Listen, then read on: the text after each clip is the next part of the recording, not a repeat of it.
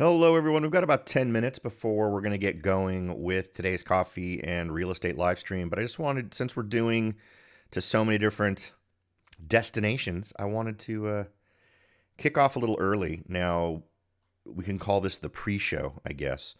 Um, but what this really is me getting things ready to go. And it's an opportunity potentially for us to chat. If anyone is down for that. About other things, if you want to ask questions now, then we can kind of put them in the queue for the show, because I think that would kind of be a good idea. Let's see here. And it's good that I did this because some magical things that I had set up are suddenly not functioning.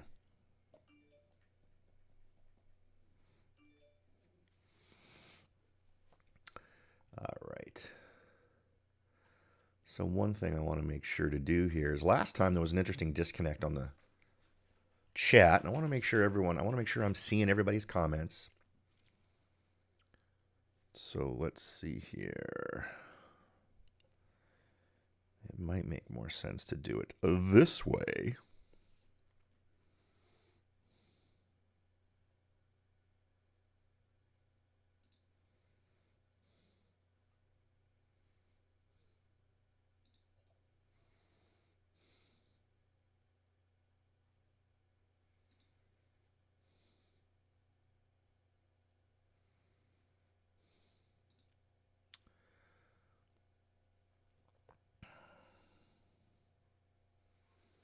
It's very weird. I'm using a thing called Restream, and I'm not seeing a way to just on a web page see the bundled chat. So unfortunately, that's a bad thing. But I'm hoping all of you are having a good weekend so far. It's a beautiful day here in Morgan Hill. I'm lucky enough to have a pretty decent view out of my office window of the mountains just beyond Lake Anderson. So that's kind of awesome.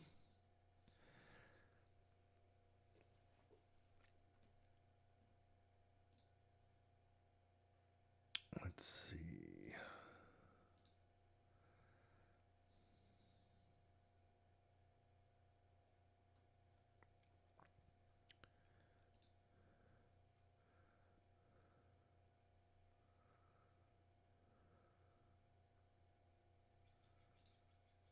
There we go.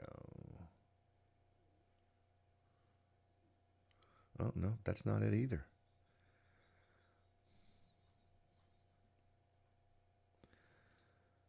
Well, it may be difficult for me to chat with people not in Facebook.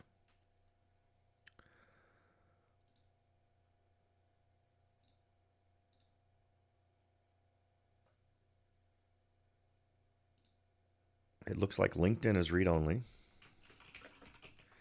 Doing a test message right now.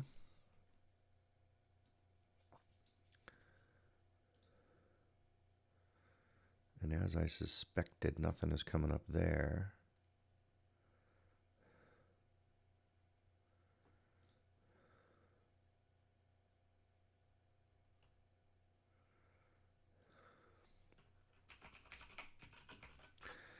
Let's go ahead and check the other places where this stuff is streaming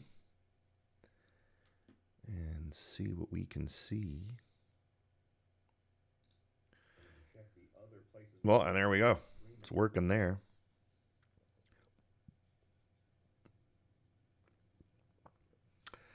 All right, so I think what I'm going to do is monitor the chat in YouTube and Facebook. So we'll get both of those going. And I feel like that'll do it.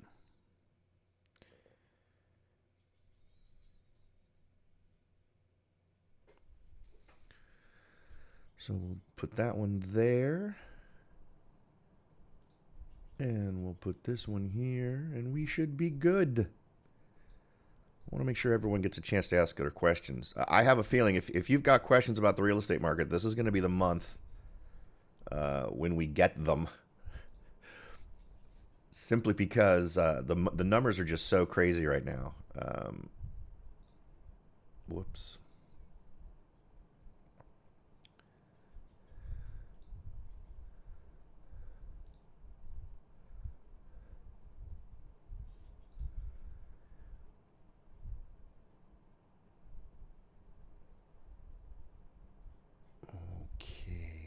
chat. There we go. All right. So there we go. We're just a few minutes away. Get settled in. Grab your coffee.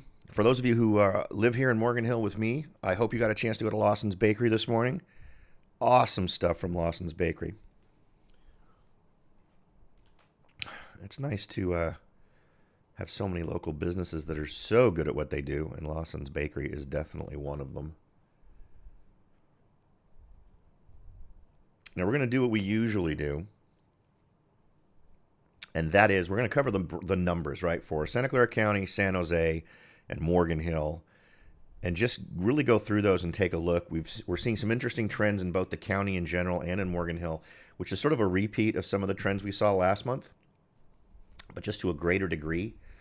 But what's becoming more interesting is data that we really haven't thought was too important is going to become more important. Things like days on market, that type of thing. So we're going to chat about all of that this morning.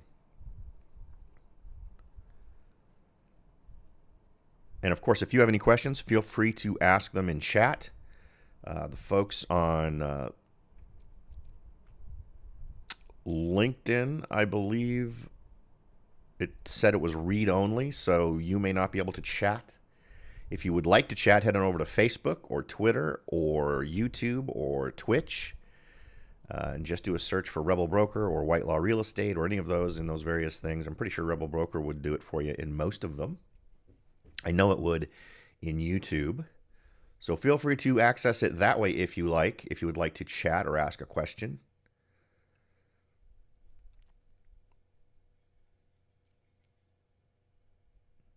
But these are some very interesting numbers, and it's nice to sort of get the drill down, right, from the county, from that 10,000-foot view, then come down to San Jose, get a good view of what really the larger metro area for Santa Clara County, get a feel for what those numbers are. And of course, San Jose is hundreds of micro markets, right, sub-markets that each have their own sort of spin on what's going on. And then there's Morgan Hill, right? That's the small town south of really where all the main action happens in Silicon Valley, more of a bedroom community, but gives us sort of a drill down to our more local area. All right, so we're getting ready to go here. It is almost 10 o'clock, and we will be going live in just a moment. On Facebook, it doesn't go live until the actual chime of 10, so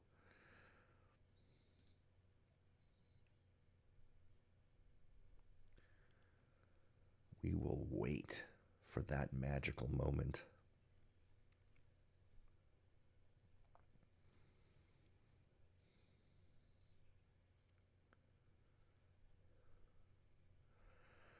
And all right, here we are. We are now officially live. Welcome to Coffee and Real Estate for July of 2022.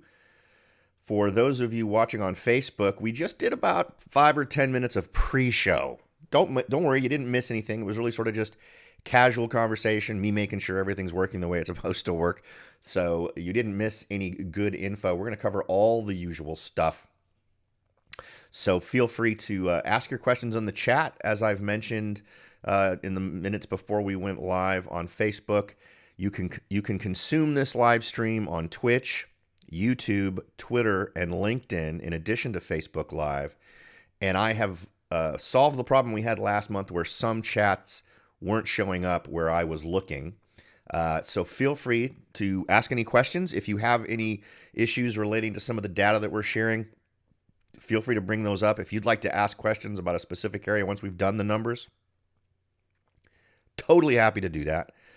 It is a kind of amazing month. The bottom line right now is things are changing. And for those of you who listen to the podcast, you know that we've chatted about this a bit. And I do the podcast every week. Monday morning, there's a new podcast available for you via iTunes and iHeartRadio and Audible and all those wonderful ways to get access. So feel free to take a look at that. I believe there's a link to it somewhere on Facebook Live. But if not, you can always find it at the website, therebelbroker.com, or you can go to soldbyrobert.com, and there's going to be in the menu a podcast link. So feel free to check that out. Tons of different ways to get access to it. So no matter what way you use to consume podcasts or audio content, it should be pretty easy for you to get a hold of it. Lots of different things are going on, and suddenly numbers that we've been ignoring for, 2 years because they really weren't important, things like days on market, suddenly are becoming more important, something that are going to be indicators to us about a shift in the market. So how I would like to handle it this month is we'll go ahead and jump in. We'll cover the usual numbers that we cover for Santa Clara County, San Jose, and Morgan Hill as we drill down from that 10,000-foot view to that right up close and personal view in Morgan Hill, and comparing a smaller area of Morgan Hill, for instance, to San Jose. And then we'll take questions. I'm really hoping that we can get some give and take if people have comments about things that are going on with them or issues that they're facing in real estate. We're also going to cover, as we usually do, the other economic things that tend to poke real estate with a stick and cause us trouble. Or at least, maybe not trouble, but at least change the market. And of course, I have my coffee here ready to go. Another question for those who watch this on a regular basis and have been watching the coming and going of my beard. The beard is on its way back. Any feedback on whether or not I should be shaving this sucker off? Because I'll tell you, I'm at that point where it's a tough call. It's itchy. It's annoying. I probably need another week before it's going to be comfortable and nice and soft and wonderful and not itchy. So I almost shaved it this morning. All right, and as I mentioned earlier in the pre-show segment, it's a beautiful day out there today, so I'm hoping everyone has plans to cut loose and get out of town or go somewhere or do something fun, at least take a walk today because it's beautiful out there. So let's go ahead and jump in. Let's take a look at these numbers and see what we got. The bottom line is things are changing. And to huge degrees. So we're going to go ahead and look at first total active listings. And this means this is the total number of homes that were available for someone to try and buy in June of 2022. So starting with Santa Clara County, the number was at 2,063 homes available. That is a 37.4% increase from the same time last year. And just for folks who maybe this is your first time visiting, if it is, thanks for joining me. I appreciate it. I hope we give you some good information today that helps you make some really good decisions in the world of real estate, or maybe just in your life relating to your home. What we do is in this first part of the numbers chunk, is we compare today or this month, the most recent month of June, to the same time last year. And the reason we do that is so that it removes seasonal things, right? It's not real fair to compare things to last month or the month before that because seasonally things are different. People are prioritizing things differently. Wintertime is obviously very different from springtime. So we do this to sort of let us know at the exact same period of time last year, how are we performing this year? So that's what this is. So from the same time last year, 37.4% increase. And check this out. These numbers just get crazier as we go. So San Jose, 1,035 listings. That's a 51.5% increase from the same time last year in terms of inventory. Next is Morgan Hill at 102, which is a solid 100% increase from the same time last year. So let that sink in for a minute.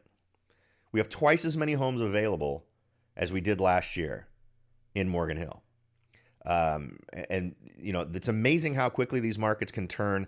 And I'll be honest, in past podcasts where we sort of try to read the crystal ball a little bit and see where markets are going, I thought we would see a little bit more of a gradual shift in some of these areas and some of these changes in terms of just compared to last month. And we'll be able to do a look over our shoulder to past months in the next set of data that we look at. But I didn't expect things to turn quite so quickly. I didn't see that there would the influences that we've been looking at, inflation, rising interest rates, concerns about recession, didn't really point me in a direction that we would see a huge flip on this. But I think one of the potential things that affected this was these downward trends and suggestions I've been making is for folks who are at this high end. If you have plans to sell, I think it's a good time to do that. And I think a lot of folks have sort of realized that wow, I can get X amount of dollars for this property, for my house, and move. And the fear of not being able to find a home for a lot of these folks isn't an issue because they're moving to areas that are already being hit. And that's a dynamic that I think is really feeding this. So what are some of the destinations for folks who are moving? A lot of them are staying in California, not as many as in the olden days when 20% were leaving. Now 20% are staying, at least of the folks that and that's just a round number in terms of my on-the-ground experience talking to people about listing their homes and getting their homes sold. But we're talking about people moving to Phoenix. We're talking about people moving to Boise, Idaho, to Texas. And those areas have now been harder hit unless you are in California moving to the Central Valley. And that's another interesting thing that we're going to talk about in today's show. So stay with me. Promise it's not just all going to be dry numbers. And bring along your questions. Now, new listings. These are folks who decided in the month of June to list their home. So they listed it, they put it on the market in the month of June. And in Santa Clara County, interestingly enough, that number declined. And there's an interesting corollary that we're going to talk about here in a second. But in Santa Clara County, where 1,896 homes were listed in the month of June. That's down 9.6% from the same time last year. In San Jose, that number was 964 homes were listed, and that's down 7.9% from the same time last year. Morgan Hill, not the same. Morgan Hill, 90 homes were listed with an 11.1% increase. And I think that number is absolutely linked to what I was talking about before. Folks who are taking their profit now. Morgan Hill is an interesting submarket. We frequently see Morgan Hill performing differently from other areas in the county because it's a pretty unique place to work or to live. And I think that's a reflection of that. Now, next is homes sold. And this is going to be deceiving, but we're going to talk about this for a minute. The total number of homes sold in Santa Clara County is down 33.4%. Only 1,321 homes in Santa Clara County were sold in June, so this is compared to the same time last year. In San Jose, that number was 669, down 35.4%, and in Morgan Hill, that was down 19.7% at 57 homes sold compared to 71 sold last year. So why are we seeing this dramatic increase in overall listings, a 100% increase in number of homes available to sell if we're seeing such a dramatic drop in the number of homes sold? Well, I think a lot of that is this is the first month. This is the first month, but maybe we were seeing about half of it in May. This is one of those first instances where the number of buyers coming out to buy is dropping. So we're seeing drops in the number in most parts of the country, across the country. That drop is about 52%. In terms of the number of mortgages that are being underwritten, down 52%. And what this spells out, the reason why we see a huge drop in number of homes sold, I think is fed by that. And what we're seeing is an accumulation of inventory. So inventory is accumulating and not selling in those week or 2 week periods of time anymore. They're staying on the market, and we're seeing an accumulation, which is why we can see that we had new listings. But the fact that our homes sold didn't reach it, so that gave us even an additional boost in the number of homes that are hitting the market. So we're just accumulating them now. We're warehousing homes. We are for the first time seeing homes, instead of on average selling in 10 days, we're starting to see that slipping so that the days on market is no longer just a number that a real estate agent decides on, right? For at least a year now, we've been really disregarding days on market because it wasn't a real number. What was happening was agents were saying, we're not going to take an offer on this house until such and such a date. And that date is usually at least 10 days out. A lot of agents, I know I'm one of them, likes to have 2 weekends before we'll accept offers in a high seller market. And I think a lot of agents were buying into that. And most of them buy into one open house weekend. So that's why we're seeing slightly less than 14 days. We've frequently seen 10 days just because the agents were deciding that was the amount of time to wait. Now, average list price. Now, this is interesting because this is about understanding the calibration between sellers' expectations at the time that they listed the house, and then later what they end up getting for the house. Now, and the reason why this is a little bit different for me, if you ask another agent what the average list price is in these areas, they're probably going to give you a different number, because they're going to give you what the list price was when an offer was made on the home. When the home finally sold, what was the list price? I don't do that on this particular piece of data. This is the average list price when the home was listed. So if you were the seller and you were sitting in your living room and your agent was giving you a number that they were going to try to sell your home for, and you signed a piece of paper agreeing to that number, you signed that listing agreement, this is the amount that was on that piece of paper.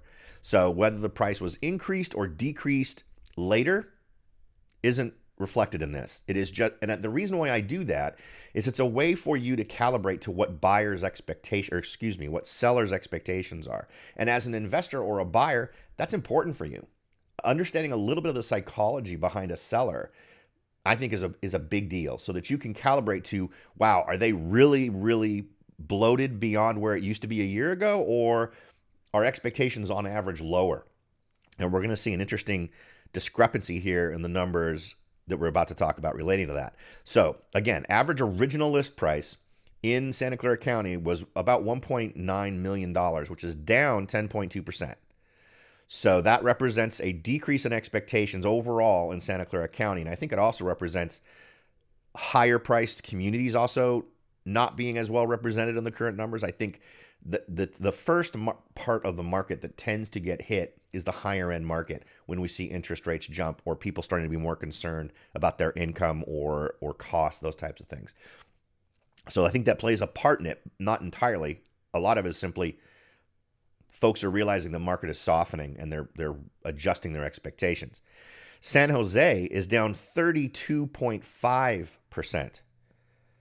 Now that's a huge difference, right? I mean, remember, the average list price at the same time last year was just over $2 million. Now it's just under $1.5 million in Santa Clara, in San Jose. So that's a big deal.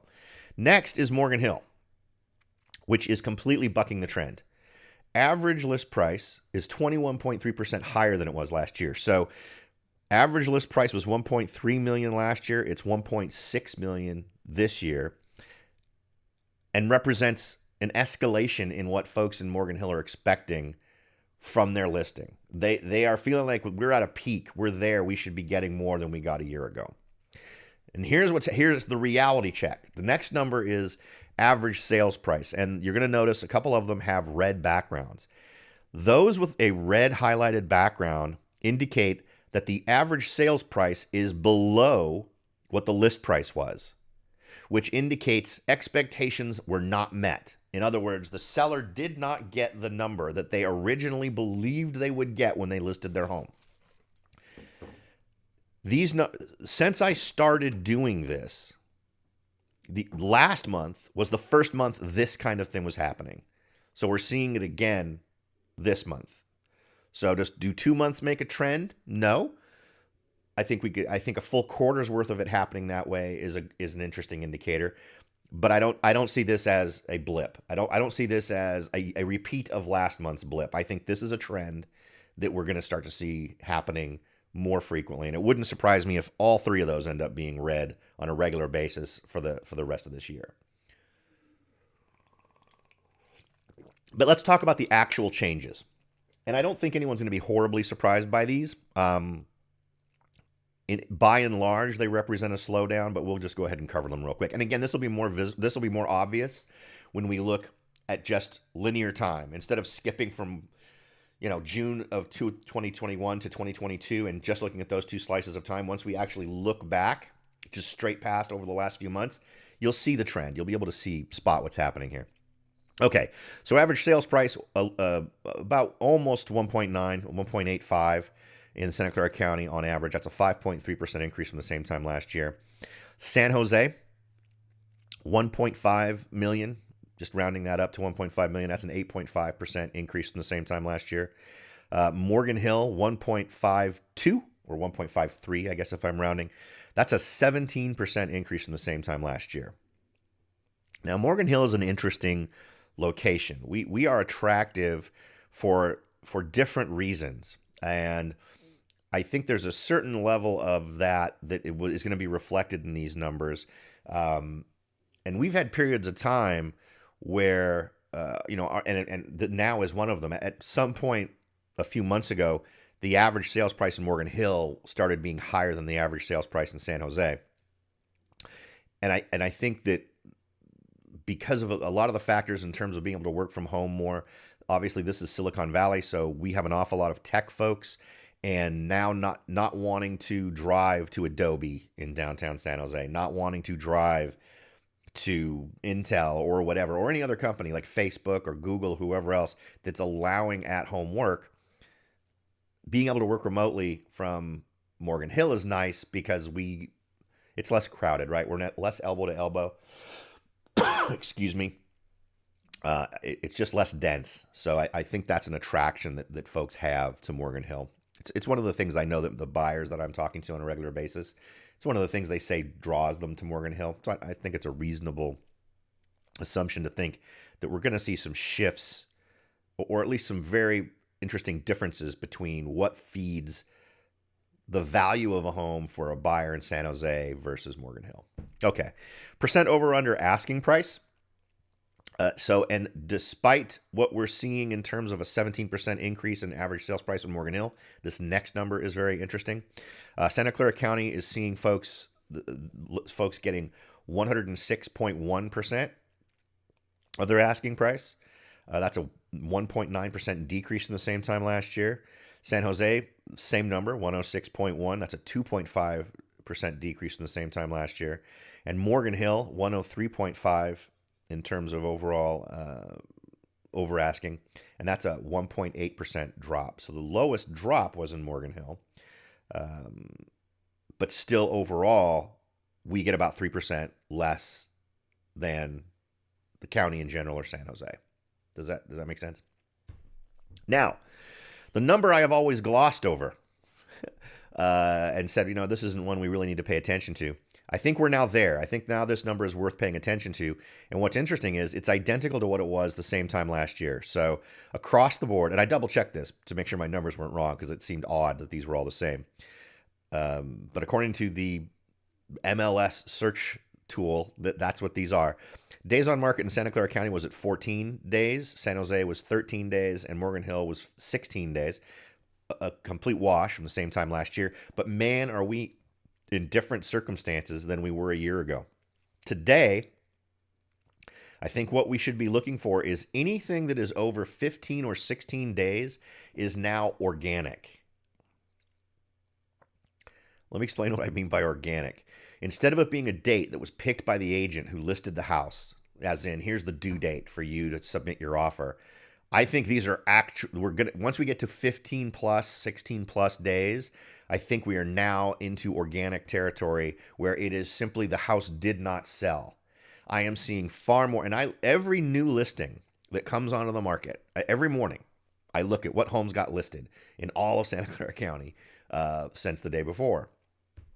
I am seeing far fewer dates being imposed. We will look at offers on such and such a date. It's still happening, but what is far more common is that we are seeing offers will be considered upon submission, right? So we'll take them as they come is basically how it's being presented. And that is far more common now than it was a year ago by leaps and bounds, huge number differences. Okay, now to sort of get a visual feel for this in terms of total homes on market, you can see that it's obviously because of the scale that's used on this particular chart. You can see in Santa Clara County, just a really big increase, and obviously Morgan Hill is a little more difficult to suss out because we're dealing with a smaller market, so smaller numbers. In terms of average sales price, the biggest difference here is in Morgan Hill. Again, that reflected by the numbers. And in terms of percent over asking, when compared to the same time last year, it's really amazing how much of a decline we've seen in some of these areas. What's going to be interesting is going to be to see we're now in single digit over asking price numbers. We're going to see here in a second that wasn't always true. And then of course, average list price. This is in June of 2021. This is in June of 2022. excuse me, I'm sorry, this is homes sold. Just a big decrease, but again, not because there's not enough inventory. We've already seen that we've got plenty of inventory. So this is a market driven by buyers pulling out change rather than we don't have the supply. Okay, let's go ahead and jump into overtime tracking for Santa Clara County overall. This is one where I think the charts are really the most revealing. This first chart gives us total active listings as the blue line. And let's see here. I want to make sure you guys are seeing what I'm seeing. Yeah, okay. So total active listings is the blue line. Look at that steady increase. In fact, even a bigger increase month over month. You can see just a little bit of a steeper curve upward in total number of active listings. Total homes sold, really big jump initially, but from last month, the rate at which it was increasing really took a nosedive. And the new listings also took a bit of a dive.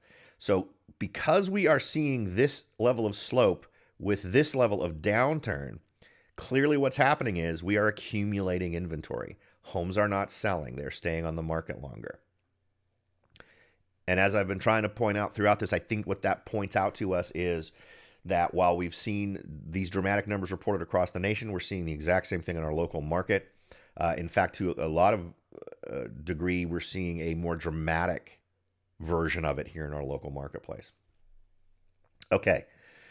Percent of asking price, we can see here on this chart for the county that it's taken a dip. Obviously, we were seeing what looks like a pretty steady decline since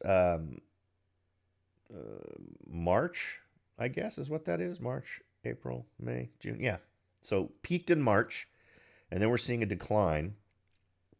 And you can see how it was just sort of with each. What's interesting here is let's take a look at May and other times. You can see that March, April, May, decline there. March, April, May. So we see declines, but look at the rate of decline. That is a dramatic difference. That is a huge drop compared to the previous month. So definitely a softening in the market in terms of, what does this translate to in a way that matters? Multiple offers. What that tells us is that there are fewer multiple offers. There are fewer bidding wars that are driving prices up to crazy levels. Okay. Days on market, we can see that we've had an uptick over the last 2 months. We sort of bottomed out right here in March, and now we're seeing that number start to go up. I think given what we're seeing in today's numbers and what we saw in last month's numbers, this slope is going to continue to go up, and it's going to get a little bit more dramatic. So I think and particularly since we're going to be heading into August and September, when as people start to back away from purchasing for family-related reasons frequently, school starts, that type of thing, I think we're going to see this inventory increase. Now, what's going to be very interesting is how many of these homes that are on the market now are discretionary, right? Not mandatory. In other words, someone has put their house on the market because, boy, I don't really need to sell my house right now, but I feel like we're at the top. So I'm going to accelerate my plans where I was going to move in 5 years or 4 years or whatever it is. And I'm going to do it now to get out at the top. And I'm going to go to one of these other markets that's being hit harder already so that I can go in there. And again, as I've suggested in past, I think Coffee and Real Estate, we covered this last time, but also in my last podcast, if you go up onto realtor.com and do a search in various areas and set all your parameters for price and bedrooms and baths and all that sort of thing, and then zoom in just enough so that those little red dots turn into little white pills with the price, and then either a red or green arrow or no arrow next to them, and look for all of the green arrows, which indicates a price decrease. You're not going to see any red arrows, particularly if you're looking in the greater Phoenix area. In Boise, lots of price reductions. These are markets that are being hit before us, a little harder than us, where things are coming down more dramatically. And if you're someone who's in this boat where you're interested in potentially relocating in any of these, and these other areas are out of the state or in Central California, I'm going to strongly suggest you start looking at those markets now to see how much of a difference there is. There's going to be an interesting window of time, whether you're an investor or a buyer-seller who's looking to relocate, where right here, you're still going to be able to get a really good price for your home. but these other areas are going to be already more challenged and potentially give you an opportunity to benefit from a price differential that's happening between here and those other areas. So keep that in mind as well. Okay, if we look at the overtime tracking just for Morgan Hill, we can see the same dramatic drop in asking price is happening. Seasonally, the fact that there are ups and downs in these various times is consistent, but it's the amount of the drop that's really kind of staggering here. If we look at what I really consider the key one here, which is the total active listings, new listings, homes sold chart, we can see again, total active listings are driving upward, but homes sold is going down and new listings is going down. So the only explanation, and because we've got the obvious low homes sold, right? We didn't have that in the last one. In the last one, we had homes sold continuing to go up. What's interesting is in our Morgan Hill market, for the last 2 months, we've seen a dramatic drop in the total number of homes sold, while at the same time seeing a dramatic increase, look at that, in total active listings. So that comment, I did not expect to see sales drop this much. I thought we'd kind of see, and I think I mentioned this last month, I think we'd probably see this sales number sort of flattening a little bit, but it's even going down further than I expected. And it's going to be interesting to see how the market reacts. The key thing for me is, as I was mentioning a moment ago, how much of this is I have to sell my house versus it's discretionary. I think I didn't take that thought to the finish line when I was talking about it before. The other half of the discretionary, if I feel like I want to move now or accelerate my plans part, the flip side of that is I have to move. This inflation situation, this recession that we're sort of moving towards, the challenges that are happening in the business world, I have to move because it's mandatory. I have no choice. How many of those folks are there? It's going to be interesting to see what happens with this inventory as we head further into the year. And we'll know in late October when we typically start to see inventory dropping, because as we head into Thanksgiving and that time of the year, if you don't have to sell your house, normally people take their home off the market. If we don't see a drop in inventory, this winter could be a very lucrative winter for buyers to find some interesting deals. So something to keep in mind. In terms of days in market, we've been bouncing around down here forever, going all the way back to May of 2020. But I think that we'll start to see this number increase. And I think we'll see that across the board, not just in Morgan Hill, but Santa Clara County and San Jose. So keep that in mind. And I actually think this is going to be the number to watch in terms of big changes from the past markets where we haven't really worried about days on market. But this is just staggering.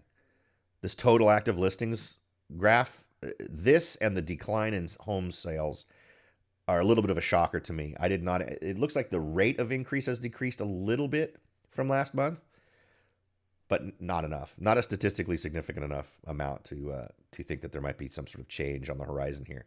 That if we start to see this continue to go where it's going, it could be an interesting scenario where we see a reversal in the market in time for this winter so that buyers are more in the driver's seat. Okay, so that is it for that. If you have any questions about any of that, I'd be happy to discuss it with you. I've also had folks ask if we could do Gilroy as well on this chart, and I'm not opposed to that. That's fine. If anybody else would like to support that idea, feel free to chime in and let me know. If there's lots of folks who'd like to see that, I'm happy to add it. Obviously, it adds a little bit more to the tail of what we got to track, but if people feel like that market's different enough, I'm happy to add that to it. If no one's got any questions, we can move on to the next part of today's usual, which is the latest news items. Let me go ahead and jump into that. Okay, I don't know if we want to go there first. U.S. inflation. Unfortunately, I didn't put these in. I usually try to put these in like a logical order to feed things, but there's so much going on, and any of these topics are worth, I think, talking about in more detail. one of the things that we need to realize, there's an awful lot of things that affect the real estate market, right? And one phrase that I started using back when we had the big downturn in 2006, 2007 was debt profile. And by debt profile, I simply mean all the things that take your money, right, on a regular basis. And that sitting at the living room, figuring out what you're going to do with the money you have coming in. And maybe we do cover that one first. So this number is insane. This is from Bloomberg, and U.S. inflation is up to 9.1%. And when they say amping up pressure for the Fed to go big, what they mean is raising interest rates, because you raise interest rates to fight inflation. Consumer price index climbed 1.3% from May, the most since 2005. Increase reflected higher gasoline, shelter, and food costs. One other thing that's interesting to mention is the way we calculate inflation today is not the same way we calculated it in the 70s and 80s. And some other sources are reporting that if we did, inflation would be double digits. It would be closer to like 17 or 18%. It would be almost double what this is. And I don't even need to know what this number is. It's nice to be able to put a number on it. But when you are hot and sweaty and just miserable, you know it's hot. You may not know it's 110, but you know it's hot. Just as with inflation, when you're going and you're buying milk and eggs and gasoline and everything else, you know it's expensive. You normally walk out of that grocery store spending what?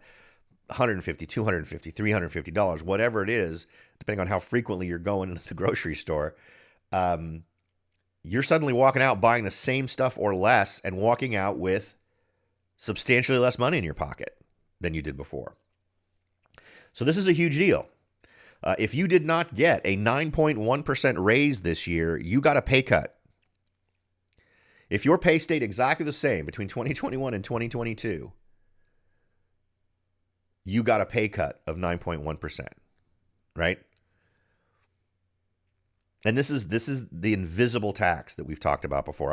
And we've gone down this road hundreds of times in the podcast. The podcast has been going around since 2007, and I can't even count the number of times we've talked about the invisible tax, where they can reach into your pocket and take money right out of it without you even knowing it through inflation. And that's what we're seeing happen here. But we're at a 4-decade high, right? So this is the highest it's been in 40 years. What's interesting is if we were fair and said, here's how we calculated it over all of those 40 years, we'd actually be even higher. So it might even push that number back 5, 6, 7 decades. But remember, the worst inflation that we saw was in the 70s and 80s. Again, a topic we've talked about on past shows. All right. So there's a wonderful chart to ruin your day. Here's a chart going all the way back to 2005, which is not nearly enough because we'd need to go back way back. We'd need to go back to the 70s to see where we even get close. Some of the things they point out as risks. Several factors such as housing stand to keep price pressures elevated for longer. Geopolitical risks include COVID, lockdowns in China, and Russia's war in Ukraine also pose risks to supply chains and the inflation outlook. This is all interesting in terms of supply chains, but it's really less of a thing. Most of the supply chain things are slowly resolving themselves, and a lot of these companies are now simply leaving the areas of challenge and building new facilities, like chip manufacturing, which plays into a lot of other things here in the United States, including cars, computers, phones, basically everything in your life that you use. They're building facilities in the United States. I think Tennessee is going to, TSMC, the number one chip manufacturer in the world, is building a factory in Tennessee, I think, which is great for us. And it's great for the supply chain because suddenly you don't have to ship it over an ocean. You just have to put it in a truck or on a railroad car, and you can go to the East or West Coast and anywhere in between. All right. So just to set that as sort of the baseline, the foundation of bad stuff that's going on, let me move it. I'm a little bit anal retentive about the order of these things. Sorry. So now let's talk about unemployment claims. Increased to 244,000. In the week ending July 9th, the advanced figure for seasonally adjusted initial claims was 244,000, an increase of 9,000 from the previous week's unrevised level of 235. The 4-week moving average was 235,750, an increase of 3,250 from the previous week's unrevised average. The following graph shows the 4-week moving average of weekly claims since 1971. And look at that. That's crazy. A 4-week average of initial claims peaked at 5.3 million in April 2020, which makes sense, right? Probably for COVID stuff. But this is going all the way back to 1967. So in terms of unemployment claims, we're not horrible. We're at the point where it was in the early 70s. But the problem is a lot of the financially influential things that were going on in the 70s and the early 70s are going on now. If we talk about inflation and the other things, no, not just unemployment, but look how much unemployment went up as things started to move into the end of the decade of the 70s, with us having a lot of the same influences financially. So we may be looking at a pretty interesting, and I find it interesting that we go all the way back to 1970. It wouldn't surprise me if we see this kind of trend happen, but a bit more dramatic because the numbers we're talking about today are much more crazy. All right. How do I get out of this? Did I just open this all on its own? Yeah, I guess I did. Okay. All right. So let's talk about 5 markets where home sales are cooling the fastest. One reason why I brought this one up is you're never going to guess where they are. This is ground zero. We are apparently in ground zero where sellers need to be realistic about price, according to some broker they talk to. Check it out. Look at that list.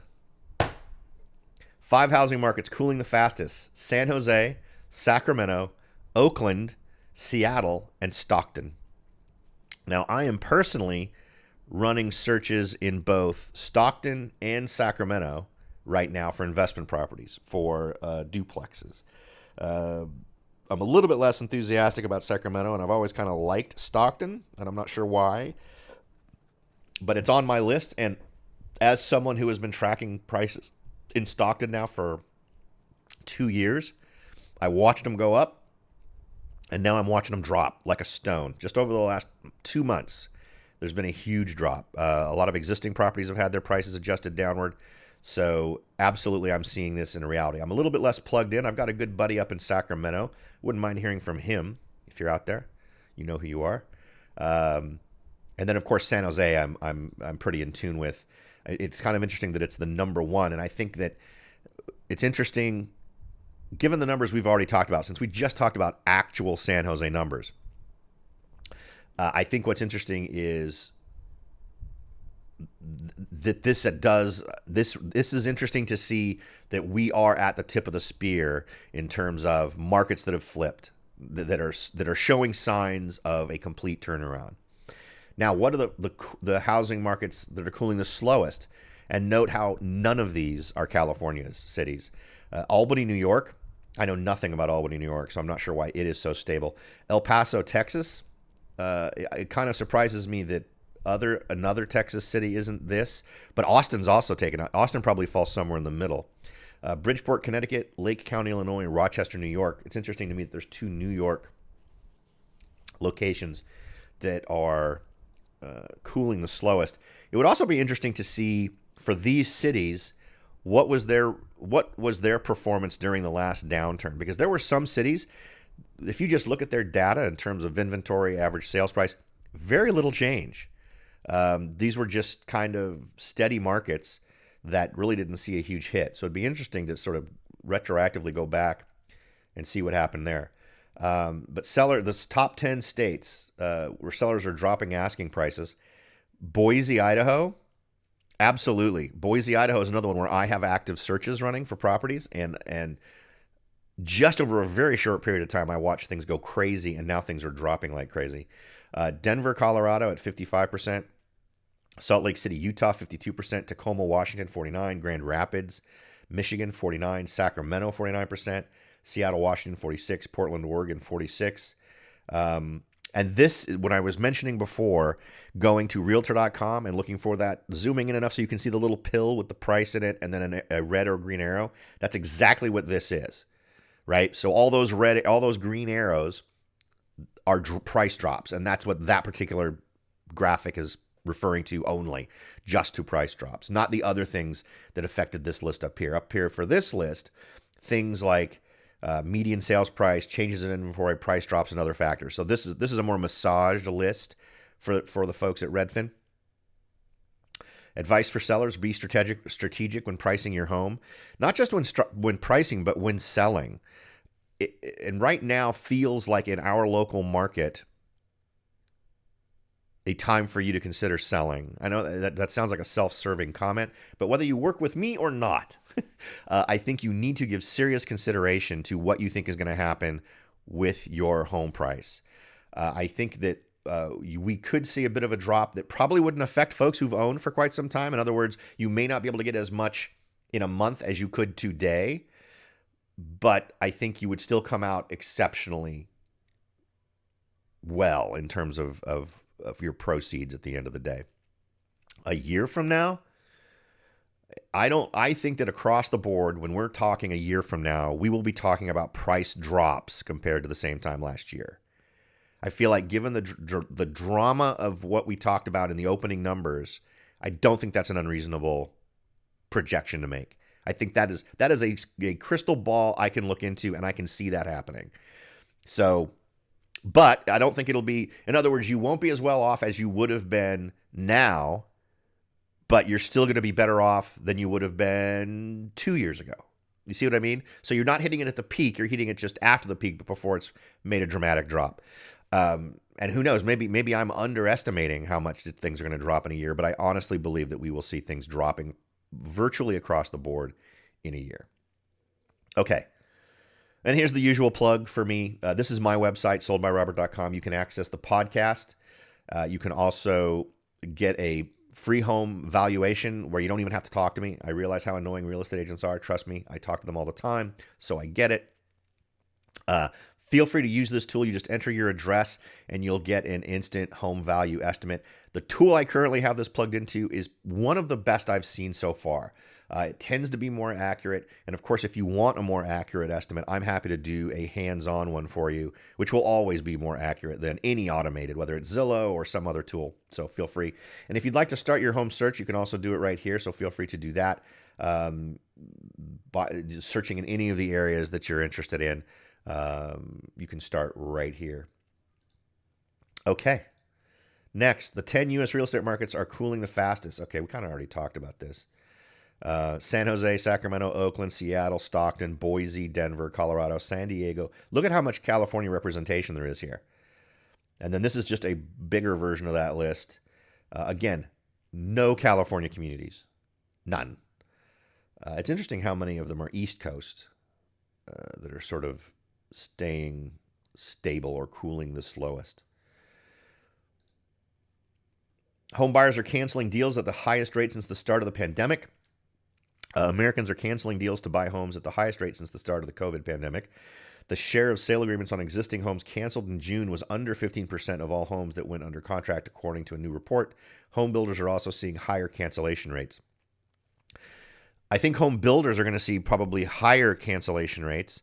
Remember, a brand spanking new home that's just been built tends to cost more than if you built brand new a home that's identical to an existing home that's, say, 5 years old, and both of those homes come on the market, that brand new home is going to be 10 to 20%. I think the more realistic number is 10 to 15% more expensive. And that's a number that's pretty big. There was a time when a brand new home really only cost 5 to 10% more than an existing home. So, that's not home sellers or home builders being greedy. That is taxes, fees, and other things and the costs of trying to build the home that are more built into it.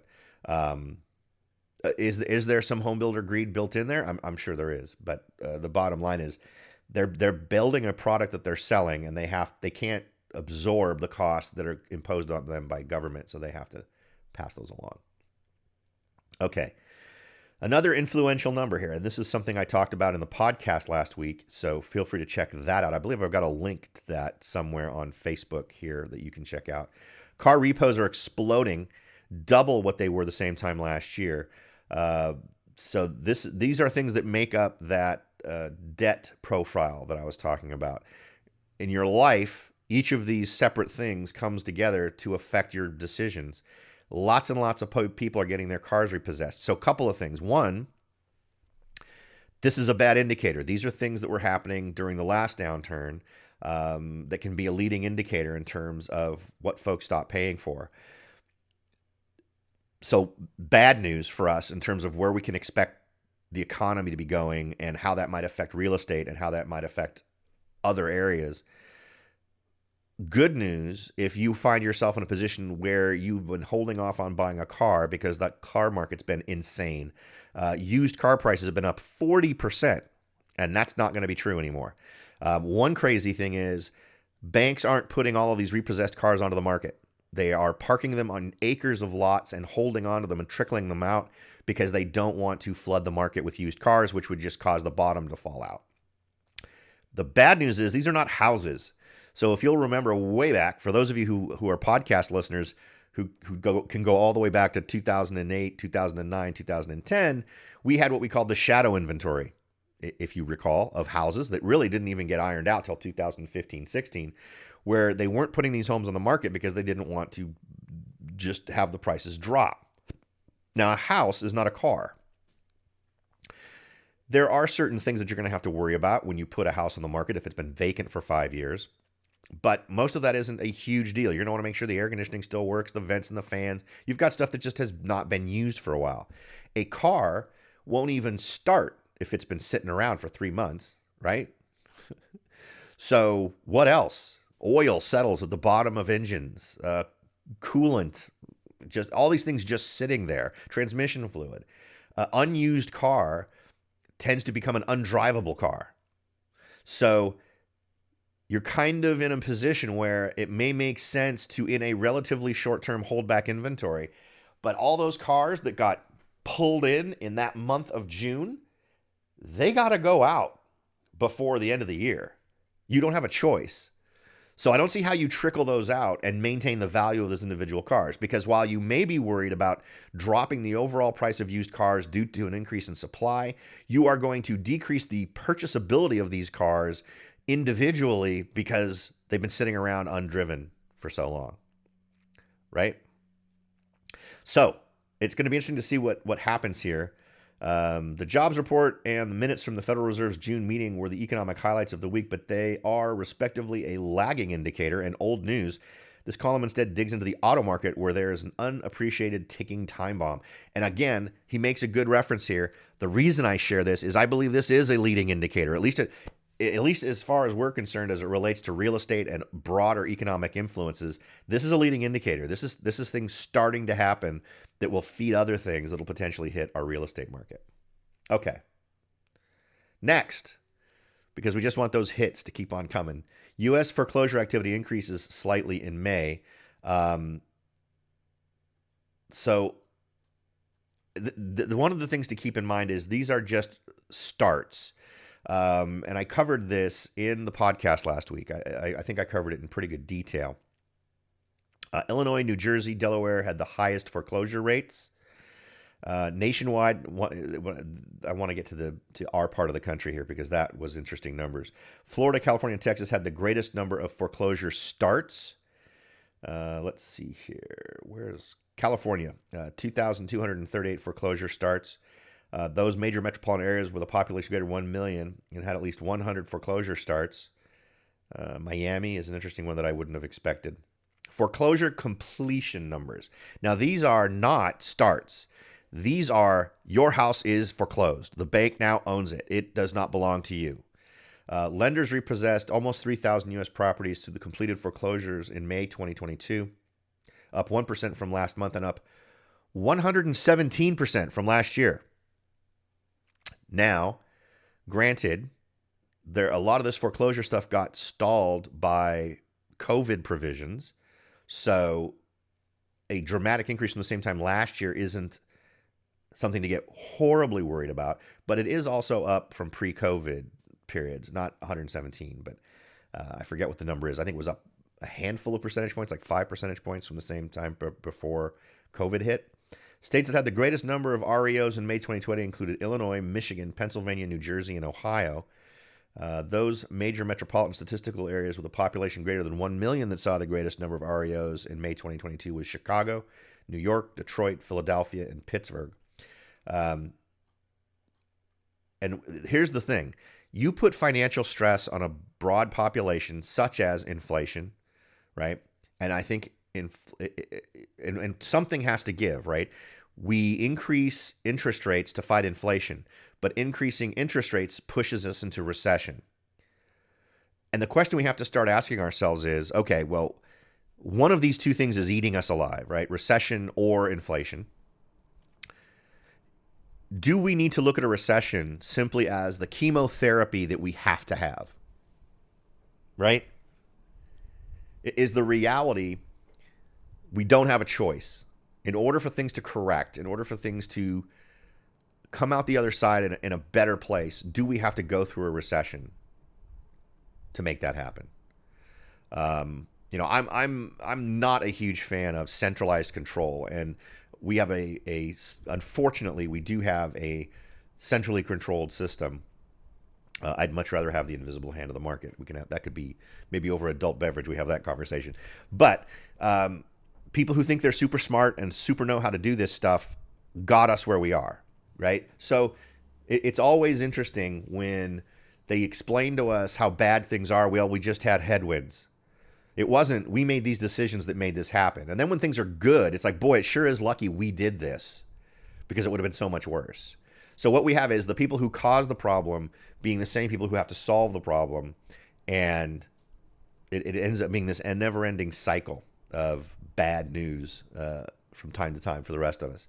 But in any event, this is one to keep an eye on. Is this something to get super worried about right now? No. But all these other things we've just talked about, unemployment, inflation, I think these are all things that we need to be aware of as we try to anticipate what's going to happen in the real estate market. I just opened up Realtor.com in case anyone had any questions, and we could go to those. This I wanted to hit real quick because this is interest rates, and what's really a bit amazing to me is there's only one option here. This is Smart Asset is one of those sites I go to on a semi-regular basis to just kind of see where financing is. 5.132%, 0 points, $995 in fees. If you bought an average priced home in Morgan Hill right now for $1.5 million, and the average price is what, $1.54, I think is what we decided, and you put your 20% down, which is $300,000, your monthly payment would be $6,534.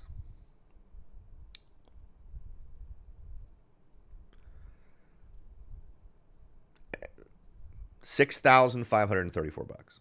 So there you go. It sure does make renting more viable, right? For an awful lot of people. I mean, you can rent a 3-bedroom, 2-bath home for $3,000 if you want to. One of my sons who graduated from college is about to start his new job. He literally just graduated. He had a job offer before he graduated. Yay him. But he's going to be working in downtown San Jose, and he's going to be renting a 2-bedroom. The only way to call it is it's an executive suite, so we'll have to see. It sure is better digs than I was living in right after I graduated from college. But he's going to be living with another person, so he's got a guy from school that he's friends with, so they're going to share this place. But it's a walk to work for him, so it makes a lot of sense. But it's beautiful, and it's $3,800 a month in rent. When you look at how much things cost to buy, that suddenly becomes a reasonable amount to pay. But we're going to see how that goes too. Next, this is the new search tool that I'm kind of kicking around. I have 2 different search tools. I'm always on the search for better search tools for my people. I like, and again, this is a little bit of self-promotion, but I couldn't get this search tool in my website. It's not one of those things where I can have it be part of my existing website. So I had to go and get a whole new thing with these folks to make this one work. But what I like is, you can do your favorites. It wants me to log in. You can do your favorites. You can search the results. You can look around. If you want, you can do a map search so you draw on the map. I like all of this stuff, and you can decide what you like and don't like. And so that way, on the back end, I'm seeing what you like and don't like, and it helps me key in to properties that get you excited and that you're interested in. And why that's important is sometimes if you're searching like in a very limited area, and then like Justin Morgan Hill, for a really good example, this morning, I have a client who's looking for a home in Morgan Hill. Their price range and what they're looking for, the homes they've favorited with the cute little heart and all this other kind of stuff, clued me into sort of what is exciting them about these various homes. And I saw another home in San Martin that was very similar in terms of the features this person seemed to like most. So I sent that listing off to this person. So we're actually going to go look at that listing this weekend. So I think it facilitates a much better exchange. And I think one of those things that buyers tend to forget, buyers and investors, is really having a organic relationship. Boy, that sounds a little bit too much for me. A very effective relationship with their agent that's very give and take. Right? I'm paying attention to what you care about. I'm paying attention to what you're disliking and what you're liking, and moving on from there. Right?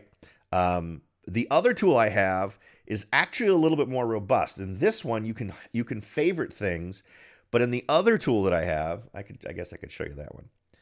And this one you can find at my website. If you want to find a home, you can pick a community you like. Let's just say you like Morgan Hill.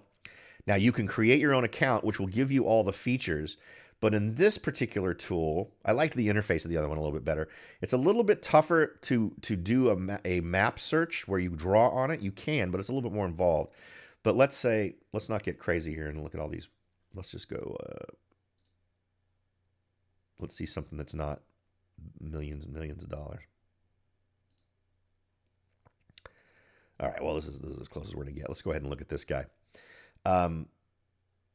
When you're doing this, you can, if you're logged in, you can like it or you can reject it. You can kick it out. So that is stuff that I like. I think that is cool. And again, when you dislike stuff, it clues me into what you don't like, what you don't want. Or if I don't know, you disliked something and I didn't know it, it gives me an opportunity to ask you what you didn't like about that property. Okay, we are at an hour, almost exactly. I didn't get any questions this morning, but that's all right. Every once in a while, it's good to just take in the information. I do see that we've had a few people drop in and enjoy the data that we're sharing here. Now, the goal, as always, is to leave you with more in information than you invested in time. I hope we've accomplished that today. This is the wrap up of the review of the numbers for June of 2022. Let me encourage you to head on over to soldbyrobert.com. You can find all my past articles, podcasts.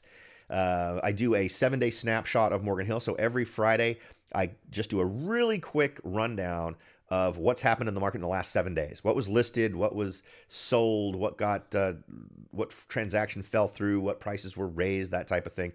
I post all that to Instagram, so you can find me on Instagram, the Rebel Broker on Instagram. You can also find me on Facebook, and of course, you can find me on YouTube.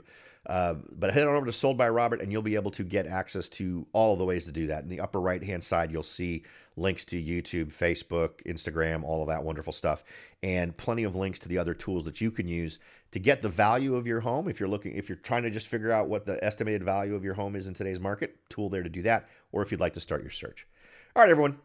Thanks for spending your Saturday morning with me. I appreciate it. If I can be of any help, feel free to reach out. I'm happy to help you reach any of your real estate goals in Santa Clara County. Have a good one.